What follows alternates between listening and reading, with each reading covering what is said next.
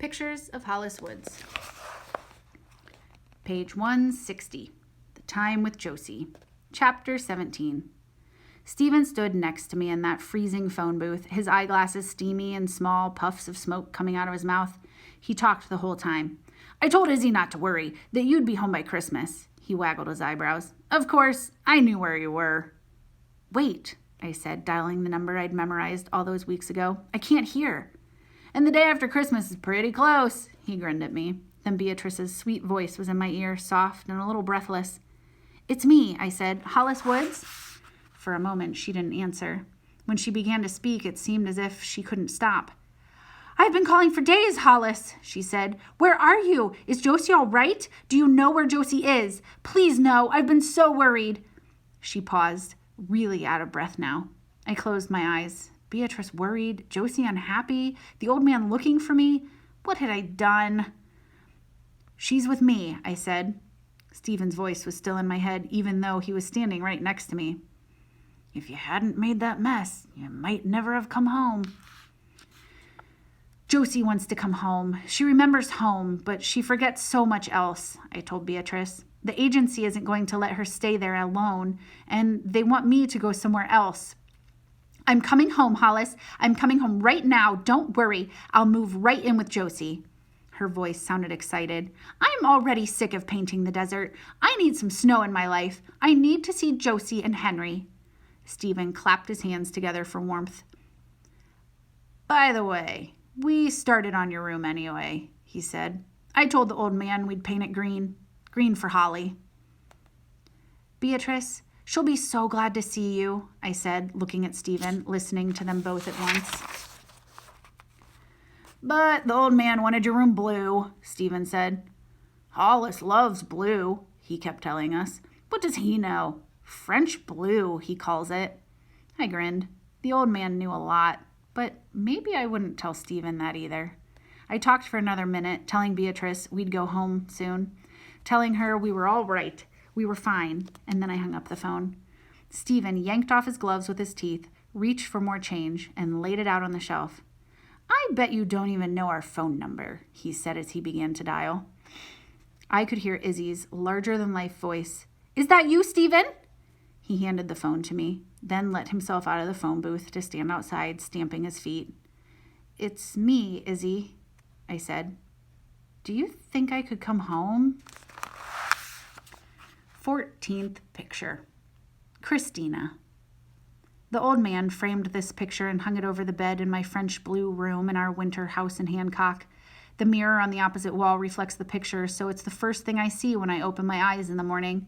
That and my tree figure from Josie. The tree figure wears the crystal beads Izzy gave me. They're too small for you now, Hollis, Izzy said as she looped them carefully over the seagrass head. They're from my 6th birthday, but I always wanted my oldest daughter to have them.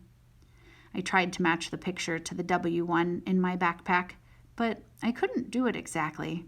First, there's a flag in the background of this one because it's Memorial Day, the day we opened the house and branches for the summer each year. It's early in the morning, and we're standing on the porch steps with the sun sending beams of light across the river in front of us. But there are 5 of us in the picture instead of 4. The old man looking a little grim. He's just discovered that Stephen left his bedroom window open so the snow drifted in all winter, ruining the wall and buckling parts of the wood floor. Stephen tries to look serious, but you can see the laughter in his eyes. Holly will paint it up, he said, needling the old man. She'll paint it green. That's her favorite color. They still argue, sometimes so loudly I put my hands over my ears. When they see me, they smile. It's all her fault, Stephen says, and the old man leans over to pat my shoulder. In the picture, Izzy stands in the center, a little taller than the old man. She's wearing a loose shirt in that blue I love. Are you happy? She asks me, as I sketched us all later that day. Be happy, Hollis, because I am. I've never been happier. I didn't answer. Instead, I drew smiles on both our faces. I'm the 4th one in the picture, by the way, smiling just a bit. I know I'm thinking of Josie, thinking of running here with her a year and a half ago. If I hadn't done that, I wouldn't have this picture, wouldn't have any of it. I'd still be running. Every month we go to Long Island to see her in her kitchen with Henry and the pelican and the tree figures she still carves, while Beatrice patters around fixing tea for all of us. Josie doesn't remember exactly who I am anymore. She loves me, though, I know that, and always reaches up to touch my cheek. Sometimes I wear her brown hat with the veil, and then I see the recognition in her eyes. "Hollis," she says, "you saved my life." Maybe she doesn't know why, but still she says it, and I always tell her it was the other way around. And Henry? Ancient, but still feisty. "That cat's as tough as you are," Stephen says to me. Henry looks at me, and it's almost as if he winks before he closes both eyes above a wide yawn. We speak the same language, that cat and I. I have a new last name now. It's Reagan. I love the sound of it. I haven't forgotten Hollis Woods, who wanted and wished, fresh as paint, a mountain of trouble, so I sign my drawings using the 3 names. They all belong to me. Emmy and the mustard woman both like the idea of that. They show up regularly to say hello, nodding and smiling, as if they were the ones who changed my whole life. I don't say anything. I know they're relieved to have me off their hands and settled. And I have to say, I can't blame them for that. I have to say, too, that I even smile back at them once in a while.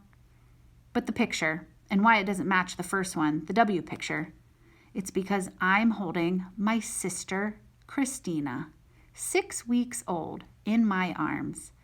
She looks quiet in the picture, contented, sucking on her thumb. But she's not always like that. And when she cries, we run to her from wherever we are. We stand over her bassinet, smiling at her, cooing. And Izzy always puts her arms around me. "You brought us luck," she says. So, there are 5 of us now. A mother, a father, a brother, and 2 sisters. A family.